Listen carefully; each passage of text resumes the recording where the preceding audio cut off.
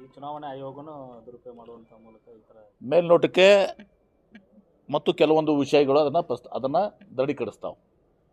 ಆಳಂದಾಗಲಿ, Bengaluru central ಆಗಲಿ ಮತ್ತು ಬೇರೆ ಬೇರೆ ಕಡೆ ಮತ್ತು ಈಗ 90% ಸ್ಟ್ರೈಕು ರೇಟು ಮತ್ತು ಎಲೆಕ್ಷನ್ ಕಮಿಷನ್ದವರು ಅದನ್ನು ತನಿಖೆ ಮಾಡೋ ಬದಲಿ ಅಫಿಡವಿಟ್ ಹಾಕಿ ಒಬ್ಬ parliament opposition leader, parliament member ಅವರು ರಾಹುಲ್ ಗಾಂಧಿ, ಸೆಂಟ್ರಲ್ ಕೇಂದ್ರ ಲೋಕಸಭೆಯಲ್ಲಿ ಅಪೋಸಿಷನ್ ಲೀಡರು ಅಂದರೆ ಶಾಡೋ ಪ್ರೈಮ್ ಮಿನಿಸ್ಟರ್ ಅಂತಾರೆ. ಅವ್ರಿಗೆ ನೀವು ಅಫಿಡವಿಟ್ ಹಾಕಂತ ಕೇಳ್ತೀರಿ. ಓದ್ ತೊಗೊಂಡೇ ಅವರು ಲೋಕಸಭಾ ಮೆಂಬರ್ ಆಗಿರ್ತಾರಲ್ಲ, ಓದ್ ತೊಗೊಂಡೇ ಅವರು ಲೋಕಸಭಾ ಅಪೋಸಿಷನ್ ಲೀಡರ್ ಆಗಿರ್ತಾರಲ್ಲ, ಅವ್ರಿಗೆ ಅಫಿಡವಿಟ್ ಹಾಕಂತ ಕೇಳ್ತಾರೆ. ನಾವು ಸುಧಾರಣೆ ಆಗ್ತೀವಿ, ನಾವು ತನಿಖೆ ಮಾಡ್ತೀವಿ ಅಂತ ಹೇಳೋದಲ್ಲ. ಯಾಕೆ ಹಾಕ್ಬೇಕು? ಯಾಕೆ ಹಾಕ್ಬೇಕು? ಯಾಕೆ ಅರೆ ಅದು ಅವಶ್ಯಕತೆ ಇದ್ರೆ ಹಾಕ್ತಿತ್ತು. ಅರೆ he is a opposition leader, shadow prime minister, is elected Lok Sabha member. ಯಾರು ಅದಕ್ಕೆ ಹಾಕಪ್ಪ?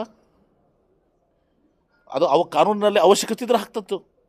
ಸುಮ್ಮನೆ ಹಾಕಂತ ಅವ್ರ ಎಲೆಕ್ಷನ್ ಕಮಿಷನ್ ಏನದು ಅದು ಸುಪ್ರೀಮ ಸಂವಿಧಾನಕ್ಕಿಂತ ಹೆಚ್ಚಿಂದ ಅದು ಎಲೆಕ್ಷನ್ ಕಮಿಷನ್ ಸಂವಿಧಾನ ಮೇಲದೆಯಾ? ಸಂವಿಧಾನದ ಪ್ರಕಾರ ಇವತ್ತು ಸಹ ನಡ್ಕೋತೀವಿ.